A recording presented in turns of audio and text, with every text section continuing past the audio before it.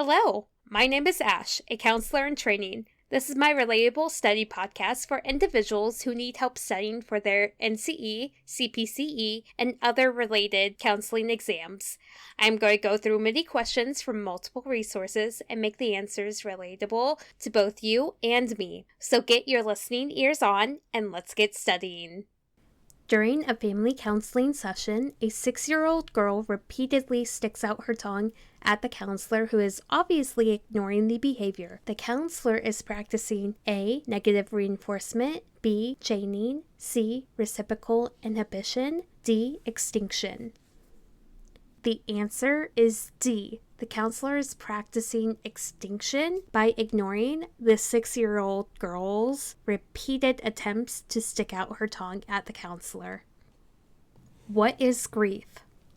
Grief is an emotional response to loss that begins at the time a loss is anticipated and will continue on an individual's timetable. While there are identifiable stages of grief, it is not an orderly and predictable process. It usually involves overcoming anger, guilt, disbelief, and a myriad of relatable emotions.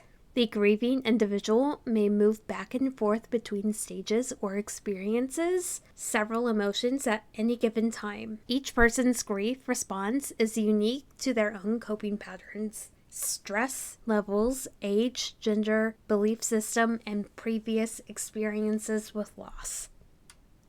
In general, behavior modification strategies are based heavily on blank, while behavior therapy emphasizes blank. A. Instrumental conditioning, classical conditioning. B. Pavlovian principles. C. Skinnerian principles, Pavlovian principles. D. A and C.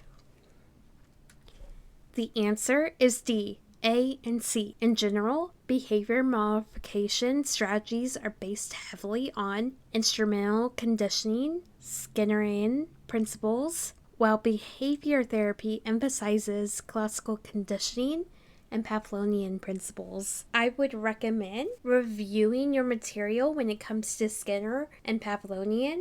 I do know Skinner likes instrumental music when it comes to conditioning his principles, and Pavlov likes classical music when conditioning his principles. That is a little mind trick to help you remember which is which.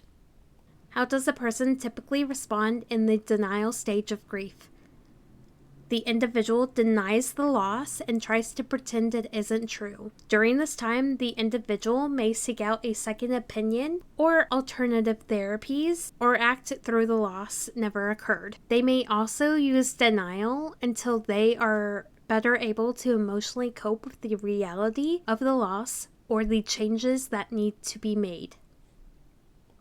A behavioristic counselor decides upon aversive conditioning as the treatment of choice. For a gentleman who wishes to give up smoking, the counselor begins taking a baseline. This is accomplished by A. Using hypnosis, B. By charting the occurrence of the behavior prior to any therapeutic intervention, C. Using a biofeedback device, D. Counter conditioning.